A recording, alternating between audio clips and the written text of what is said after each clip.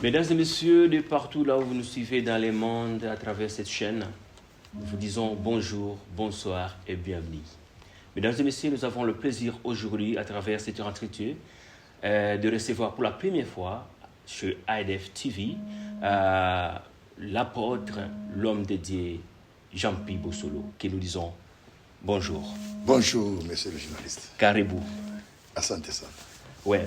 Mesdames et messieurs, à travers cette interview, à travers cet échange avec l'homme dédié, nous allons parler sur son parcours, nous allons parler sur sa mission ici en Allemagne, à Cologne, dans la ville de Cologne, mais également nous allons parler sur son aperçu, ce que lui y pense sur la fête du Pâques. Alors, mesdames et messieurs, bienvenue. L'apôtre, avant de commencer, veuillez vous présenter et nous donner un peu votre aperçu sur ton parcours spirituel. Merci beaucoup, monsieur le journaliste. Mon parcours spirituel depuis 42 ans, c'est beaucoup d'histoire. Ouais. Mais le Seigneur m'a appelé il y a 42 ans aujourd'hui. Je suis en train de le servir. Je l'ai servi beaucoup dans la mission. Commençant d'abord par les évangélisations à Kinshasa. C'est là où j'étais converti dans une boîte, dans un ganda où je vendais la boisson. Wow. Et c'est là qu'on m'apportait l'évangile avec le verre de boisson entre mes mains. Et c'est alors qu'on m'a parlé de Jésus. Et j'ai accepté Jésus et tout ça. J'ai commencé à le suivre, tout ça. Et après, c'était l'évangélisation. J'ai ouvert une église. Et après, en 90, j'avais fermé cette église. En 90, j'avais fermé cette église pour me lancer encore dans des missions comme missionnaire. Et après, arrivé en 2010, le Seigneur me dira de reprendre avec la vision que j'avais laissée de l'implantation, que je reprenne encore à implanter l'église. C'est comme ça que j'ai demandé au Seigneur que j'aille où? Que j'aille en Europe, que j'aille en Afrique, dans des pays africains, que j'aille aux États-Unis, que j'aille où? Parce que je savais que Dieu peut se glorifier que là où il t'a envoyé. Amen. Voilà, là où Dieu ne t'a pas envoyé, il ne peut pas se glorifier. Alors moi, j'avais besoin de la direction divine. C'est alors que Dieu me dira, va à Kisangani, après ma prière. J'ai regardé Kisangani, que j'aille à Kisangani. Kisangani, vraiment, il n'y a pas de bonne route, la bonne lumière là-bas. Kisangani, comment? J'ai encore prié la deuxième fois. Dieu a répété, va à Kisangani. La troisième fois, c'était à 5 h du matin. Dieu me dira, va à Kisangani, il n'y a pas le temps à perdre. Wow. J'ai posé la question à ma femme, c'était à 5 h du matin. Ma femme me dira, si c'est Dieu qui te dit, va à Kisangani, vas-y. C'est alors que je suis parti à Kisangani. Alors, mon parcours est tellement grand parce que Dieu, dans les années 99, à Likasi, il m'avait dit, dans une vision claire comme ça, quelqu'un priait sur moi. Et je n'avais pas entendu tout ce qu'il disait là. Mais après sa prière, il me regardait, il me dit, tu iras dans le monde entier. Et donc cet évangile que je vous ai apporté ici en Allemagne, tel que vous me suivez là, je l'ai apporté dans les 5 continents. Donc mon parcours est tellement grand que je sillonnais le monde entier en tant qu'apôtre des nations. Donc je suis en train de faire un travail précisément à Kisangani, c'est là où je suis basé. Et je suis en train de diriger la grande église de la province même. Nous sommes en train de bâtir un temple de 15 000 places assises. Et nous avons la radio, la télévision, nous avons l'hôpital, dans l'enceinte même de la parcelle. Maintenant là, par la grâce de Dieu, je suis venu répondre à l'invitation de l'archevêque Pierrot, celui qui dirige l'église Ensemble des Saints ici chez vous à Cologne. Voilà un peu mon parcours. Waouh, super, magnifique.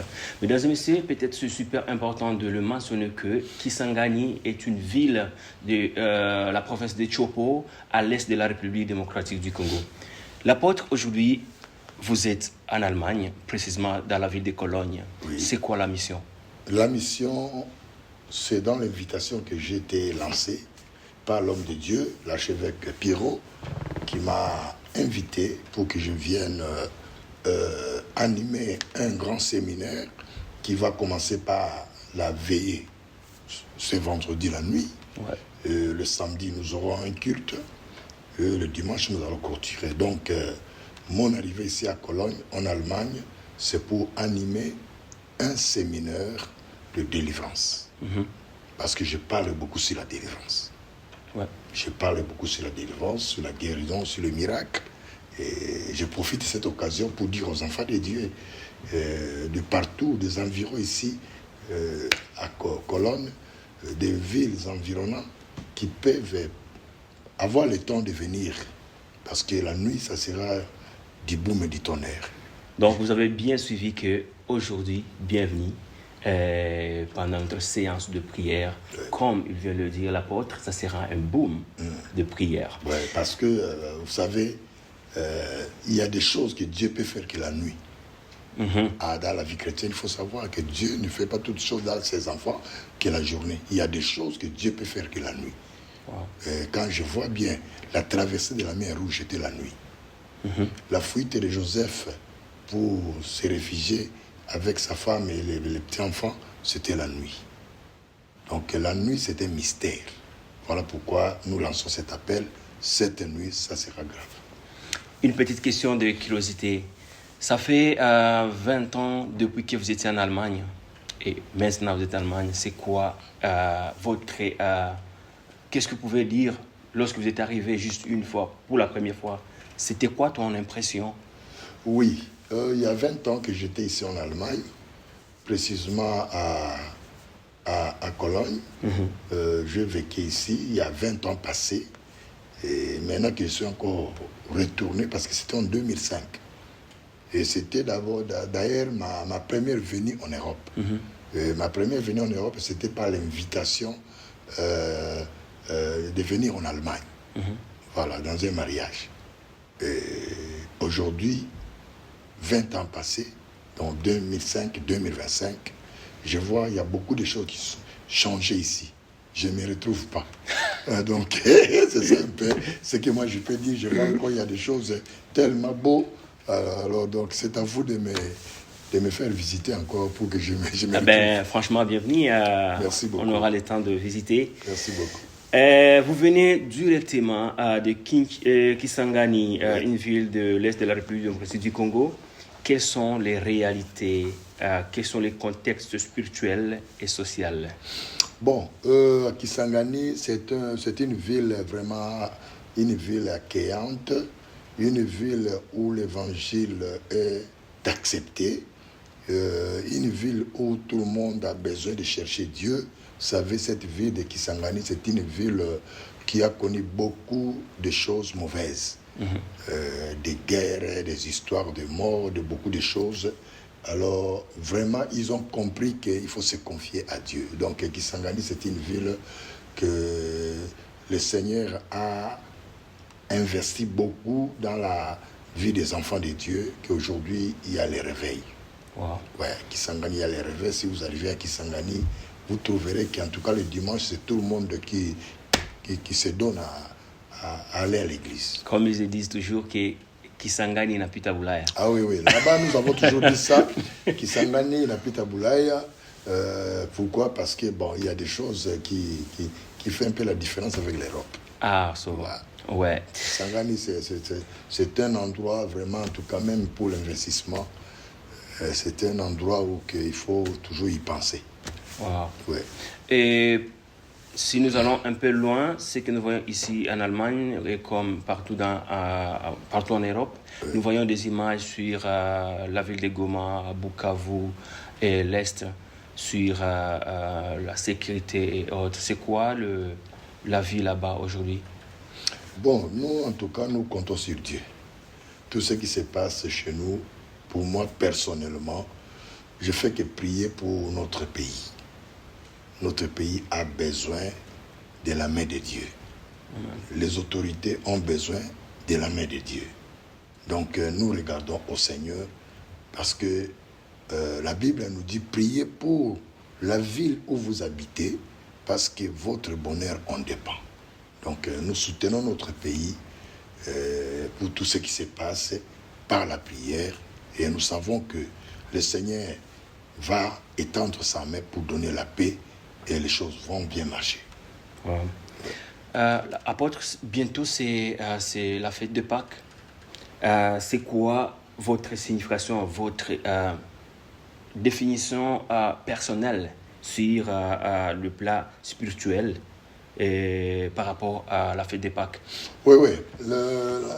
La fête de Pâques, c'est une grande célébration parce que la Bible nous dit dans Luc 24, Jésus-Christ était réellement ressuscité. Donc la fête de la Pâques, ça n'a pas autre sens d'explication qu'on peut compliquer aux enfants de Dieu. C'est Jésus-Christ, c'est notre Pâques. Et si nous célébrons la Pâques, nous célébrons sa résurrection. Et il faut que chacun de nous, dans le domaine de nos vies, soit ressuscité. Christ a été ressuscité, il est notre résurrection. Et moi et toi, et tous ceux que nous sommes en train d'entreprendre dans ce monde, il faut qu'on vive la résurrection. La résurrection de nos vies spirituelles, la résurrection de nos entreprises, la résurrection de nos familles. Bref, la Pâque, c'est la résurrection. C'est une célébration. Et l'évangile a l'impact parce que Jésus était ressuscité. Si Jésus n'était pas ressuscité, l'évangile n'a pas d'impact. Notre prédication, c'est en vain. S'il n'y a pas la résurrection. Donc, c'est la célébration de la résurrection de Jésus-Christ. C'est là notre Pâques. Wow. Voilà. Et pensez-vous que nous devrions, nous, en tant que les gens qui vivent en Christ, comment pensez-vous que nous devrons vraiment vivre ou bien célébrer cette fête pour qu'il y ait vraiment des impacts sur nos plans spirituels et aussi sociaux? Bon, d'abord, nous devons mettre notre foi et croire que le Seigneur, le Dieu que nous invoquons, il n'est pas au tombeau. Jusqu'à aujourd'hui, le tombeau est ouvert, le tombeau est vide. Et pour qu'il y ait l'impact dans nos vies, nous devons croire à la résurrection. Et c'est cette résurrection de Jésus qui sera la résurrection de nos vies. Et quand nous croyons que Jésus était ressuscité, la puissance de la résurrection va nous accompagner dans nos vies. La puissance de la résurrection va nous accompagner dans nos mariages, dans nos activités, dans la santé, parce qu'il faut que la puissance de la résurrection puisse nous affecter.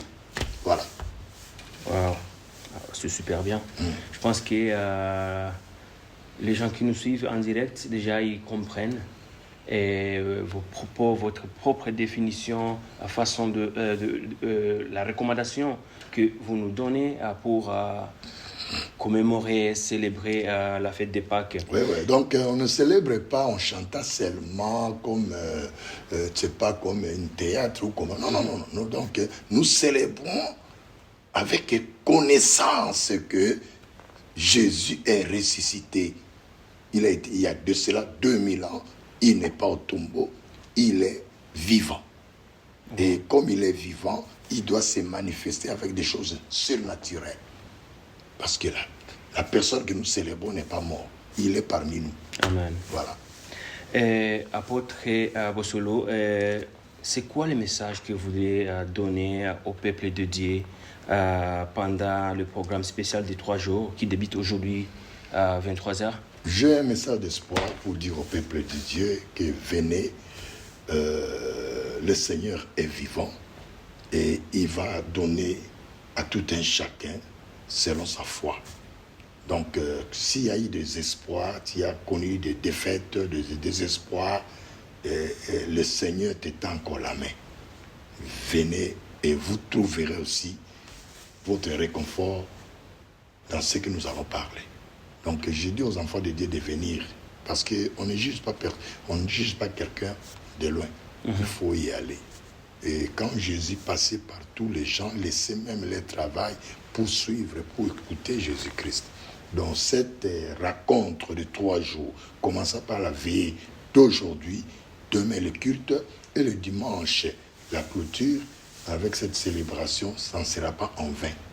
Moi, j'ai toujours dit, Jésus a, comme quand je suis arrivé à Kisangani, j'avais dit aux gens, Jésus à Kisangani, au travers de son serviteur, l'apôtre de l'Éternel Jean-Pierre Bossolo. Aujourd'hui, je peux dire Jésus-Christ en Allemagne, précisément à Cologne, dans l'Assemblée des Saints. Donc, Jésus en Allemagne. Jésus est ici. L'apôtre, merci beaucoup pour votre temps, pour vos paroles super magnifiques. On est encore honoré une fois de faire cet entretien avec vous. En même temps, merci beaucoup aux gens qui nous suivent à travers le monde via la chaîne YouTube de IDES TV. Connectez toujours sur la suite de ce programme à travers YouTube, IDES TV, également sur Facebook, TikTok, Instagram et à bientôt.